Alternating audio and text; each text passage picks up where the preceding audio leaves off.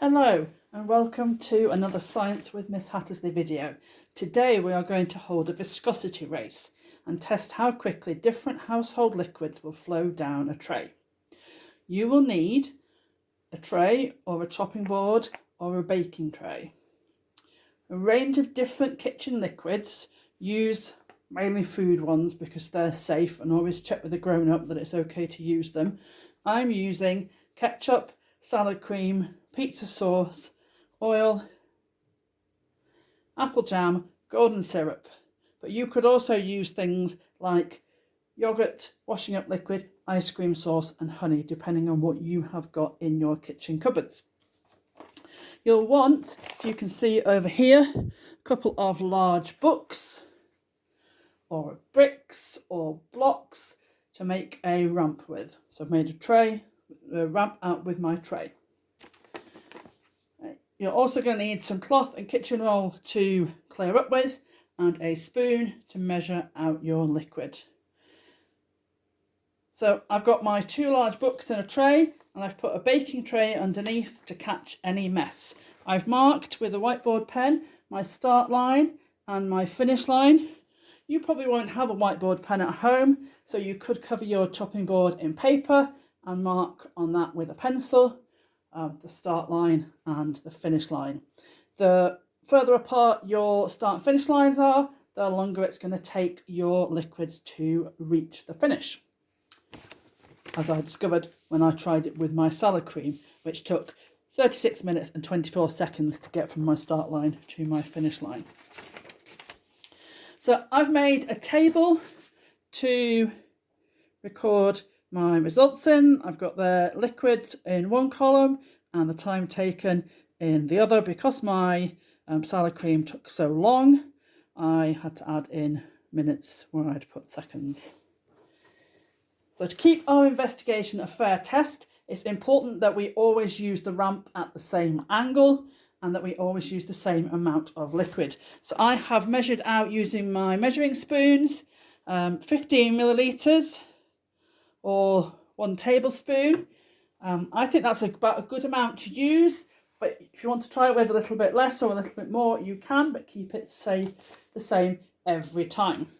You might want somebody to help you with the next bit, and that is somebody to pour the liquid onto the start line at the same time as somebody else on your phone presses the start on the stopwatch feature to time how long it takes your liquid to reach the finish line and record it on your table. I suggest racing one liquid at a time, as it's easier than trying to keep track of the times of lots of different ones. So I'm going to come round the back with my golden syrup and just turn my timer on again.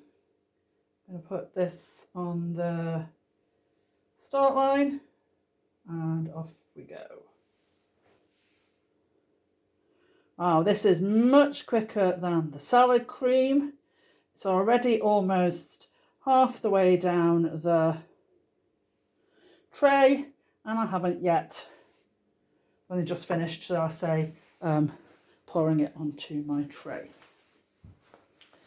So my timer's going. When the front of my liquid reaches the finish line here, then I'm going to press stop, and then I'll record how long it took on my table. So we're nearly there. It's looking like a quick one. I think it might end up being one of my quickest liquids. And stop. That was 53 seconds for the golden syrup.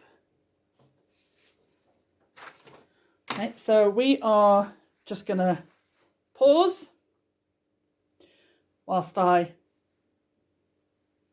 test the rest of the liquids, and then we'll come back together in a second with a wrap up of what we discovered.